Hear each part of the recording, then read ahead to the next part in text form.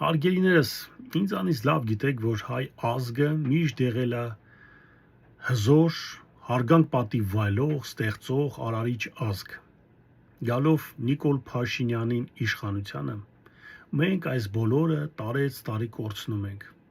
Կարիք չկա ասեմ, թե Նիկոլ Փաշինյանը ինչ վնասներ է արել հայ ազգին։ Ինձանից լավ գիտեք։ Ես այս 4 տարի այդ բոլորը լուսաբանում եմ ու սպասում եմ մի ուժի, մի շարժման, որին կարողանամ ես միանամ ու ինչ-որ մի ձև տորմուզ տանք այս Նիկոլին, որպեսզի մեզ չտանի մեծ թուրանի, չմցնի այդ ամբողջ սխեմայի մեջ։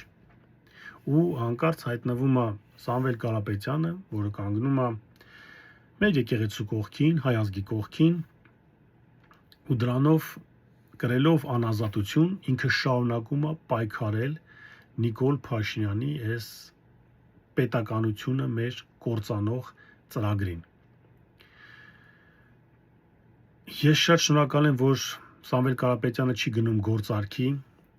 եւ շարունակում է պայքարել մեր ազգայինի համար, մեր հարգանք, պատիվ, մեր սրբությունների համար։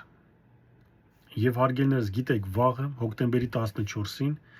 ժամը 18-ին Սամվել Կարապետյանի դատն է։ Նիկոլ Փաշինյանը եւ իր սիստեման այդ ռեժիմը ուզում են Սամվել Կարապետյանի պես մարդկանց բերանը փակել, որպեսզի նրանք չկարողանան խոսալ եւ մեր շահերը, մեր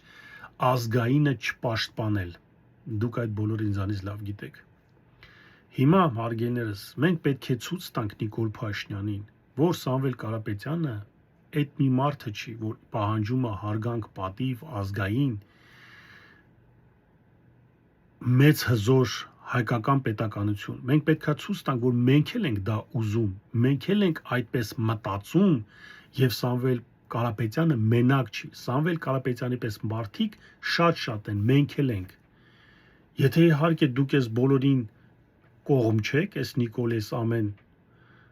թուրքացման, ապա մնացեք ձեր տունը։ Իսկ այն մարդիկ, ովքեր պահանջում են հարգանք, պատիվ, նամուս, որպեսզի Նիկոլ Փաշինյանը մեր երկիրը ամբողջ երկրների ամբիոներից տրապկա չսարքի, դուք պետքա հելնեք ձեր ձայնի համար, ձեր սրտի համար, ձեր հզոր հայրենիքի Արարատի համար, հարգելիներս, մեր պապերի համար, որոնք ընկան, մեր տատիկների, մեր արմատների համար մենք պետքա կռիվ տանք, հարգելիներս։ Նիկոլի ասածով մենք պետք է Արարատից չպետք է հրաժարվենք։